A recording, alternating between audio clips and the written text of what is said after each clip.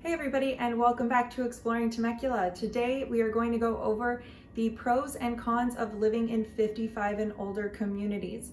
If you aren't familiar with our channel, we go over all things Temecula, from events, wineries, and the housing market.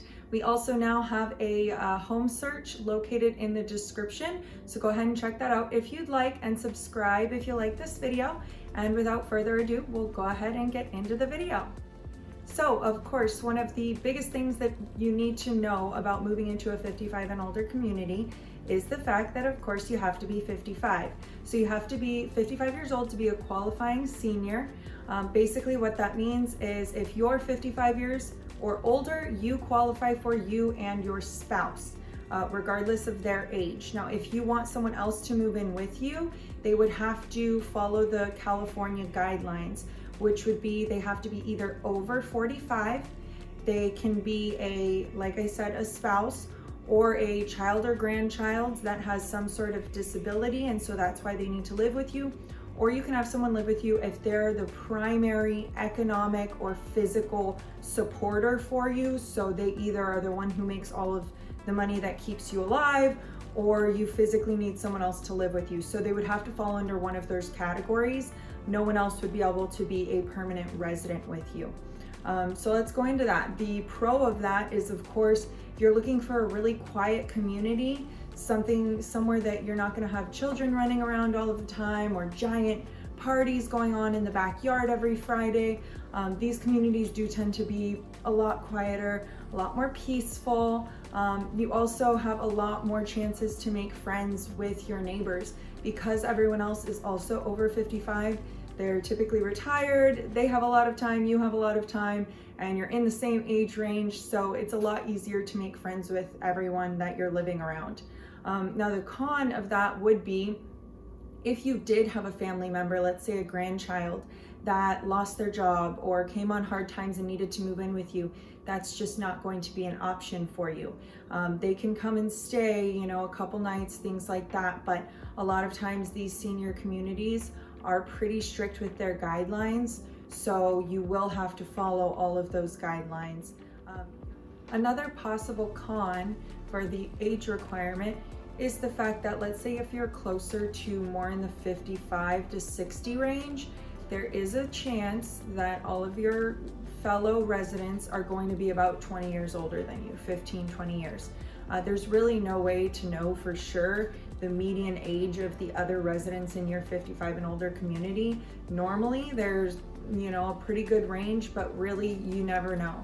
So if you are right on the cusp and you're 56, you may move into a community and find that everyone around you is 70. Now that may not be a big deal for you, but it's just something to consider before you sign up. Maybe go look around the community, kind of get to know some of the other residents, go to one of the clubs or go to the clubhouse and check things out. But just keep in mind, everyone that you come across for the most part is going to be 55 and older. They could be all the way up to 100. Really, there's no way to tell. So one of the next and biggest reasons people move into these 55 and older communities is the amenities. Of course, every one of the communities is going to be different on what they offer, but a lot of them have a clubhouse, tennis courts, a gym, some sort of pool with barbecue, that sort of thing. And the range is really, really diverse. So some offer just small, modest amenities, and some have a huge amount of amenities, just like the Colony in Murrieta. That's one of my favorites, the ones that I think is the nicest. They have tons and tons of amenities. So the pro for that is, of course, you have all of these amenities, a pool, a barbecue, a gym, and you don't have to worry about cleaning any of it. You don't have to have a pool guy. You don't have to clean the barbecue real well and get it serviced. You don't have to do any of that. So you kind of have all of the best of both worlds. So you get all of these amenities, you don't have to take care of them. Now, the cons for that is if you aren't using the amenities, or let's say you just don't use them enough. You go to the gym once a month and you use the barbecue on 4th of July. Well, you're gonna keep paying all of those HOA dues monthly, and you really aren't using any of the amenities that pays for. So that's something to think about. Really take a look at what the community offers that you're interested in and think about it. Am I realistically going to use enough of these to make X dollars a month worth it for me? Also, because it is a 55 and older community, all of your younger visitors, your kids and grandkids, when they come over, they're more than welcome to use the amenities, but you do have to be present.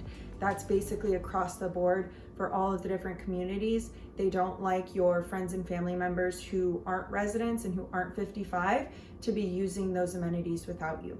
So just think about that. If you have visitors in town for a couple of weeks, you're gonna have to go with them every time they wanna go to the pool or something like that. So another big one that I want to touch on is the sense of community or the community atmosphere. A lot of people, of course, in these 55 and older communities are getting around that time frame that you're going to be retired. You have a lot of time on your hands, and the communities, some of the larger ones, offer meetups and groups pretty often, so you'll see the same people regularly. Of course, the pro to that is if you are retired, and even especially if you're single, it's a great place to make friends and you don't have to go really far. All of your friends, other people around your same age, live in the same community, and a lot of the communities make it really, really easy to meet up with these people. One of the cons to that is it's kind of like living in a small town. Everybody knows everyone's business, and people get pretty curious about newcomers. So if you find that you're more of a private person and you really don't like people asking questions or people talking so much and maybe a lot of gossip, every community is different, everyone's different. I'm not saying that there is going to be tons and tons of gossip, but it's just something to think about. In these communities with so many retired people and everyone has a lot of time on their hands, people get to talking, people are a little cliquey sometimes, and that's just something to think about. If you are a private person, you may not like having tons and tons of people around you who are super interested in what you're doing, why you're there, and want you to come to all of their, poker nights and things like that. So just something to think about. So the next thing I wanted to talk about is housing. Now the homes within these 55 and older communities actually tend to average about $150,000 cheaper than the homes outside of the 55 and older communities. So I really recommend, if you haven't taken a look at any of these homes or you haven't visited the communities and you're considering it, just go take a look around, see the amenities. The homes really, from my opinion, that I've been seeing recently are beautiful, and you're really getting a lot more bang for your buck, a lot more house than you would if you tried to find something for the same price outside of those communities. So I hope that this video has been helpful and giving you a lot to think about. And there you have it, guys. That was the pros and cons of living in a 55 and older community in Riverside. So if you found this video helpful, please subscribe, and we'll see you next time back here on Exploring Temecula.